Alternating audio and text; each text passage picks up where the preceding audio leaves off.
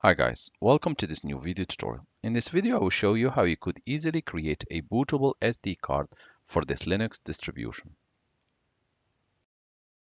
Hi guys, welcome to this new video tutorial. In this video, I will show you how you could easily download the latest version of Kali Linux. To begin, open your browser and type kali.org and hit enter. At this stage, you will see the download option.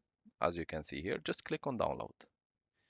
And here we will have several options. You will have the installer image or the ISO file. You will have an option for virtual machines, and you will have for ARM, for containers, for live boot, WSL, etc. So for now, we're just going to scroll up and select installer image. And here you will have two options. If you are planning to run your Kali Linux in an Apple computer, you want to click on Apple Silicon ARM64, or if you are using normal computers like other brands, 86 architecture or 64, you want to select one of these. Personally, I use this installer. It's 4.4 giga, and later on I will be able to update and everything. The other options, net installer, etc., it contains packages. However, some are light and some are heavy, going up to 12 giga. So we'll just click on this one. Once we've clicked, the download will begin, and it will take some time to have the full ISO image ready.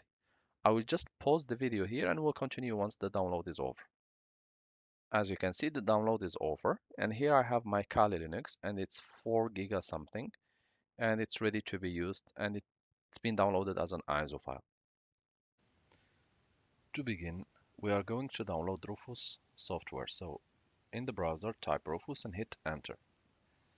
At this stage, click directly on Off Downloads under the Rufus website. Wait few seconds and it will be redirected to this page.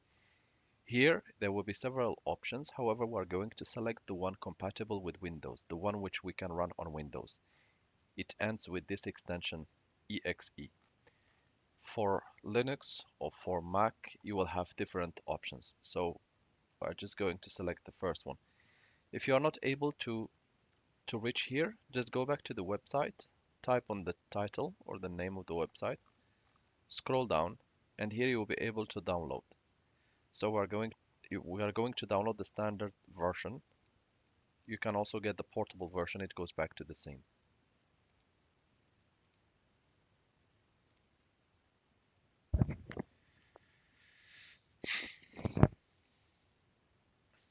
Once the download is completed, just click on it and double click on Rufus. Windows will ask you if you want to allow this application to make changes to your device. Just go ahead and click yes. The software will take a few seconds and then it should appear on the desktop. We're just waiting.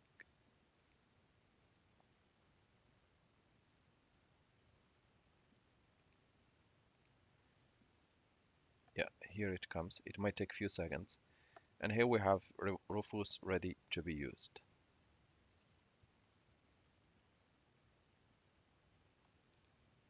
So to begin with Kali Linux, first of all, you want to open Rufus. Double click on it to open for you. Wait for a few seconds and the icon will appear. Next step, you want to locate your storage device. If it's an SD card or a USB flash drive, the process is the same. Let's name it Kali. Make sure that it's empty. It should contain no files as it will be formatted during the process. Next step, go back to Rufus, select your storage device, make sure that boot selection disk or ISO image, click on select, locate your Kali Linux ISO file, double click on it, and wait for a few seconds. Here it has automatically identified and renamed the storage device. Leave everything by default and click start. Make sure to select write in ISO image mode and click OK. The image use grab, you can go ahead and click yes, click again yes, and click OK. The process will start. You will need to be patient up to 5 or 6 minutes.